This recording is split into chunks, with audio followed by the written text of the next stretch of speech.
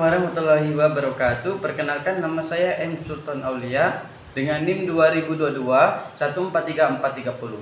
Baik, di sini saya akan menjelaskan materi 2 dengan judul pengantar bimbingan dan konseling. Bimbingan dan konseling adalah proses interaksi antara kelompok. Proses interaksi antara seorang konselor dan individu atau kelompok untuk membantu dalam pemecahan masalah, pengembangan pribadi, dan pengambilan keputusan dengan menggunakan sebagai teknik dan strategi yang sesuai dengan kebutuhan klien dan bertujuan untuk membantu individu mencapai kesejahteraan psikologis dan sosial yang lebih baik. Yang kedua, fungsi sasaran dan lingkup bimbingan konseling dapat dijelaskan sebagai berikut. 1. Fungsi bimbingan konseling membantu individu untuk mengenal potensi, minat, bakat, dan kecenderungan diri mereka, memberikan bantuan dalam mengatasi masalah pribadi, sosial, akademik, dan emosional. 2. Mendorong pertumbuhan dan perkembangan individu secara optimal, memberikan informasi dan pemahaman tentang diri sendiri, lingkungan, dan pilihan hidup.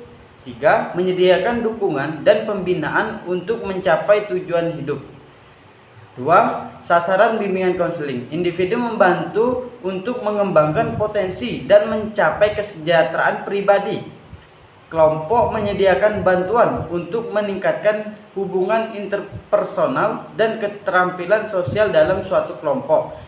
2. Institusi mendukung pengembangan lingkungan belajar atau kerja yang kondusif bagi pertumbuhan dan perkembangan individu. 3. Masyarakat memberikan layanan untuk meningkatkan kualitas hidup dan kesejahteraan masyarakat secara keseluruhan. 3. Lingkup bimbingan konseling. Bimbingan pribadi meliputi pembinaan individu dalam mengenal dan mengembangkan potensi serta mengatasi masalah pribadi. Bimbingan yang pertama, bimbingan sosial, fokus pada pengembangan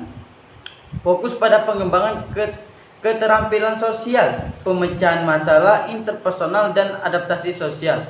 2. Bimbingan karir, berfokus pada pengembangan pemahaman tentang dunia kerja, eksplorasi karir, pengambilan keputusan karir, dan pengembangan mencapai tujuan karir. 3. Bimbingan akademik, membantu individu dalam mengembangkan strategi belajar yang efektif, mengatasi kesulitan belajar, dan mengambil keputusan pendidikan yang tepat.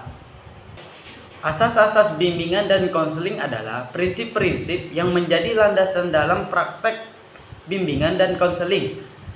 Beberapa asasnya yaitu ada 5. Yang 1, kebebasan. Individu memiliki hak untuk membuat pilihan dan keputusan yang sesuai dengan nilai dan kebutuhan mereka sendiri.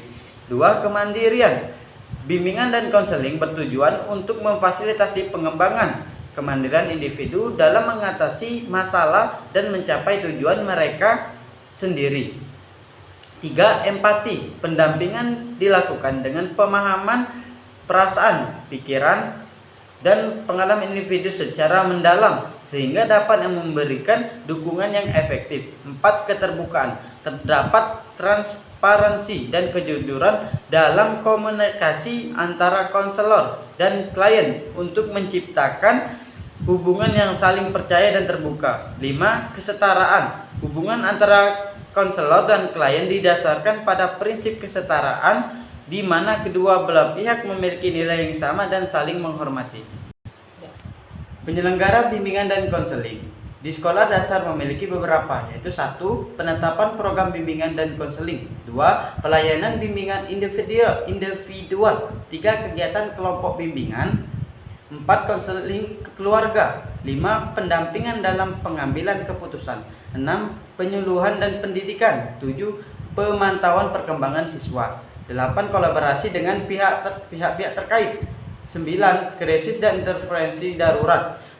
Penyelenggaraan bimbingan dan konseling di sekolah dasar bertujuan untuk mendukung perkembangan holistik setiap siswa, membantu mereka mengatasi tantangan dan mencapai potensi maksimal dalam lingkungan pendidikan. Peran guru dalam menunjang pelaksanaan bimbingan dan konseling sangat penting karena guru adalah salah satu tokoh utama dalam kehidupan siswa di lingkungan sekolah. Beberapa peran guru dalam menunjang pelaksanaan bimbingan konseling. Itu ada 3. Yang satu, pengamatan awal. Guru dapat mengamati perubahan perilaku atau performa akademik siswa yang dapat menjadi indikasi adanya masalah atau kebutuhan bimbingan dan konseling. 2. Kolaborasi dengan konselor.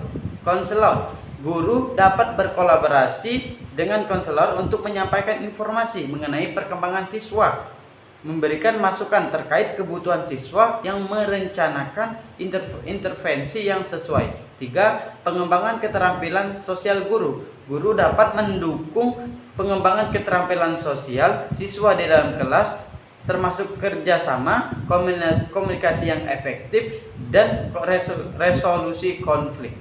Mungkin itu saja penyampaian materi kedua dari saya. Banyak salahnya, saya mohon maaf. Assalamualaikum warahmatullahi wabarakatuh.